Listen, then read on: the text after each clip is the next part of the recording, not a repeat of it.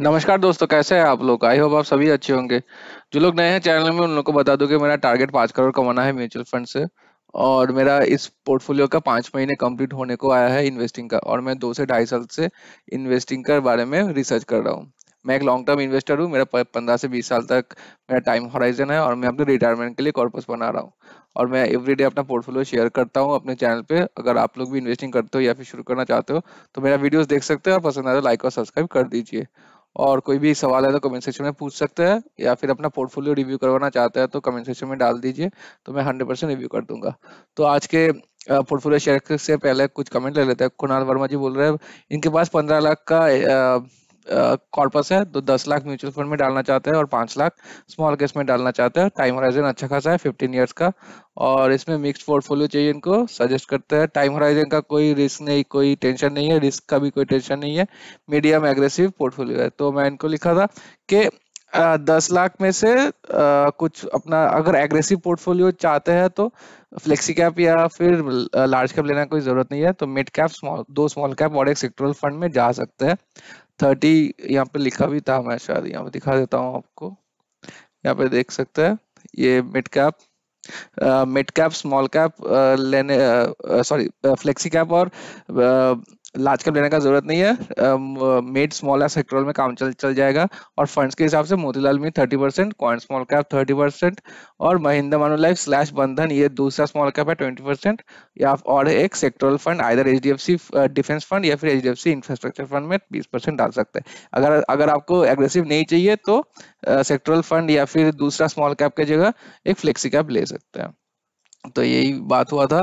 तो आगे बढ़ते हैं नेक्स्ट कमेंट्स की तरफ। रथिन जी बोल रहे हैं क्या 10 ईयर्स में इंडेक्स मिड कैप 150 बेटर है या एक्टिव मिड कैप?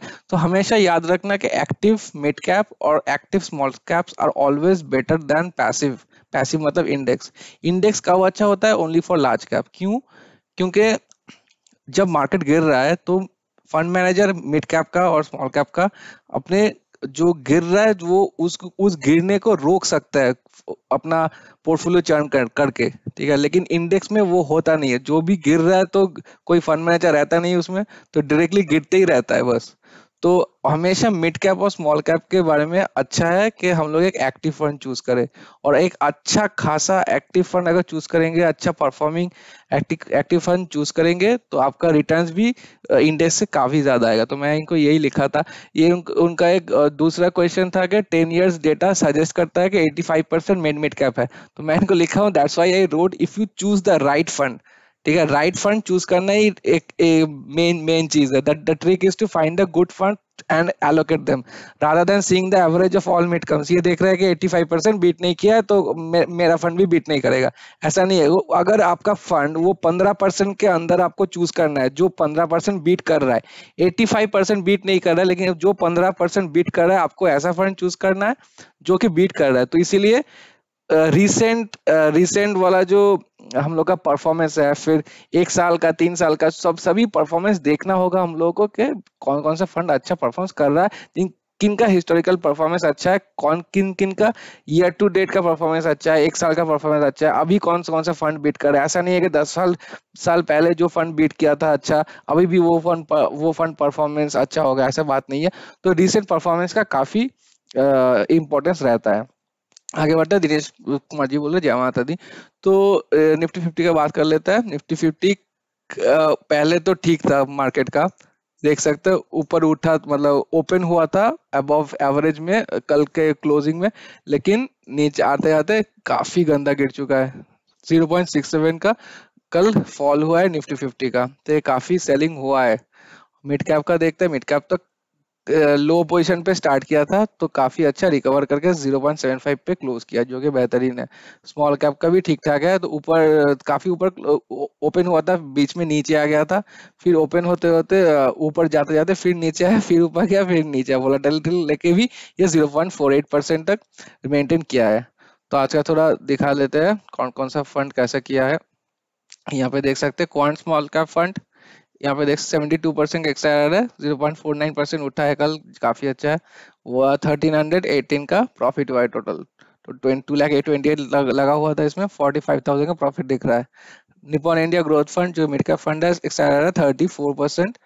इसका 0.72% उठा है, जो कि काफी ठीक है। 1236 का प्रॉफिट हुआ है। 1,58,000 लगा हुआ है, 16,000 का प्रॉफिट में चल रहा हूँ मैं। HDFC स्मॉल कैप फंड हौले हौले चल रहा है, आज भी देखिए काफी हौले हौले भी रिटर्न्स दिया है। 31% का XRR है, 0.04%, 78-80 रुपए का प्रॉफिट हुआ है। क्या ही बोलूं इसका, मतलब परेशान हो गया हूँ मैं HDFC स्मॉल कैप से। 166 का लगा हुआ, 166 लगा हुआ है, 15,000 का प्रॉफिट में हूँ। Motilal Oswal larger mid cap XRR 52%, 0.08, ये भी काफी कम उठा है कल। तो 87%, 87 रुपीज का प्रॉफिट हुआ है। 95,000 लगा हुआ था, 15,000 का प्रॉफिट में हूँ। लास्ट में है HDFC मिड कैप फंड, ये भी ज्यादा उठा नहीं है, 0.22%। XRR 35, 330 का प्रॉफिट हुआ है। 1,38,000 लगा हुआ है, 14,000, करीबन 15,000 का प्रॉफिट में हूँ मैं अभी। टोटल का बात कर लेते हैं, यहाँ पे देख सकते हैं 1,05,617 का प्रॉफिट दिख रहा है अभी। तो कल का जो 1 लाख क्रॉस किया था, 1,01,000 था, अभी 4,000 का और प्रॉफिट हुआ है इसमें। तो 7,85,000 लगा हुआ है, 8,90,000 का प्रॉफिट में शायद 1-2 हफ्ते में और 9 लाख छू छू सकता है ये। XRR है एक 46.12%, यहाँ पे देख सकते हैं। 1 डे का प्रॉफिट है 3,055 रुपीज। तो गाइस वीडियो यहीं पर एंड करते हैं। पसंद आए तो लाइक और सब्सक्राइब कर दीजिए चैनल को। Thank you so much for watching, have a good day.